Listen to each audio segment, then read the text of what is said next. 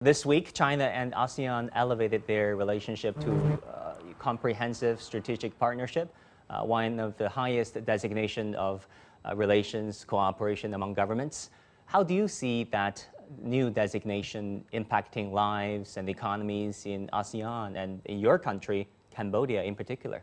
Well, I think that on the top of the existing initiative like the RCEP, the ASEAN Free Trade Agreement with China, we also have the Lanchan Mekong initiative for Cambodia, Laos, Myanmar and Vietnam initiative with China, where it helps the CLMV country, we term it, to reduce developmental gap with our neighboring countries. I'm sure that this new strategic comprehensive partnership will deepen the relationship, and especially from the speech of President Xi, there was a clear sort of goal, and it's very promising.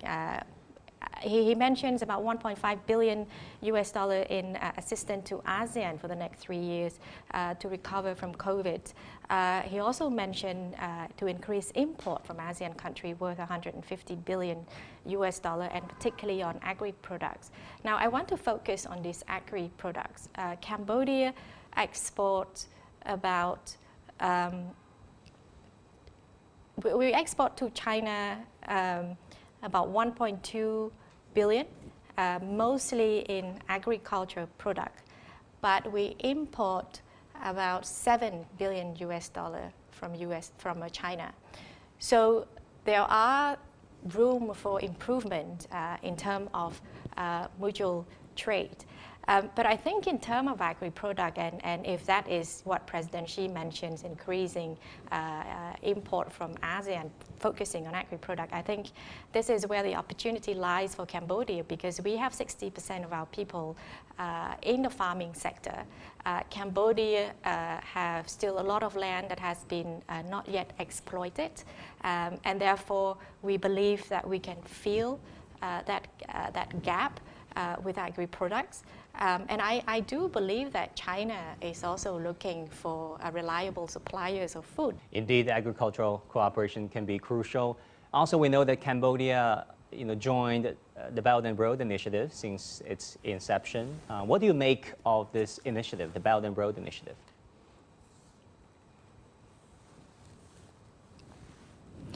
No, I can't talk about other countries, but I can speak for Cambodia that we have a lot benefited from the Belt and Road Initiative, particularly a lot of infrastructure. As I mentioned earlier, the country was ravaged by war. A lot of our basic infrastructure was destroyed. And so with this Belt and Road Initiative, we were able to rebuild roads and bridges. And recently, through the BRI, we are able to we are going to have our first highway from Phnom Penh to Sihanoukville. That is to the great benefit for Cambodia, because Sihanoukville is a port city, and we need that connectivity to improve our logistic costs and of course trade. So definitely this is something that we have also benefited a lot.